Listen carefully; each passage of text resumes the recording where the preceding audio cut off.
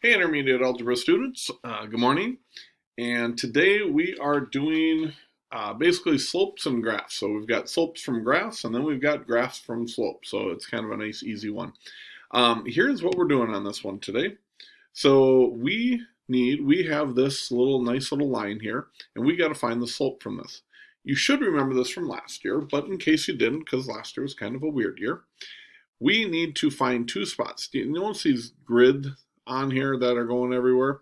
We need to find two spots where this blue line crosses that coordinate grid at a perfect spot. You might agree this is one spot, and right up here would have been another spot right there. Now to get from there, you might remember the slope is your rise over your run.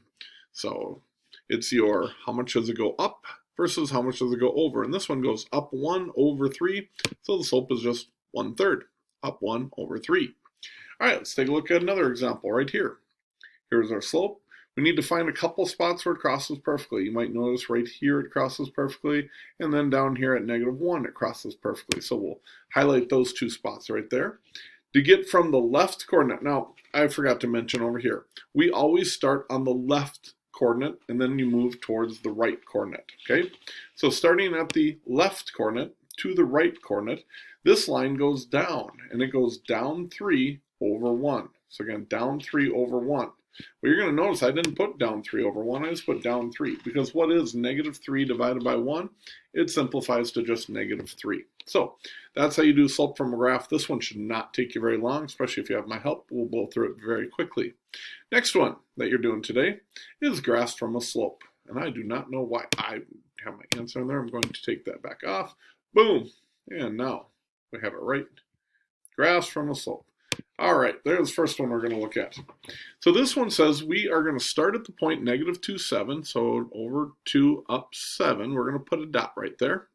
And then we're going to put a slope of 4. And a slope of 4, if I wrote that as a fraction, would be 4 over 1. So I need to go up 1, 2, 3, 4 over 1. But doggone, I'm off the graph. Well, if I'm off the graph, then do everything in the complete reverse. Instead of going up 4 and over 1, we will go down 4, 1, 2, 3, 4, and backwards 1. So when it's all said and done, from this point, down 4, over 1, that's what the line should look like. Let's do another one. Let's look at what this looks like. Here we go. We start at the point 4, 3. So we go over 4, up 3, so we'll put one dot right here. And then we have a slope of 1/2, which means we go up 1 over 2. So what does it look like? Again, we start at over 4, up 3, and we have a slope of up 1 over 2 for 1/2, and there's our slope. One more, even though many of you have this, but we're going to blow through it pretty quickly. We started the point 3, -6. So 3, -6 all the way down here. We'll put a dot right here. Our slope is a -1/2, which means from this point, we're going to go down 1 over 2. And here's what it looks like.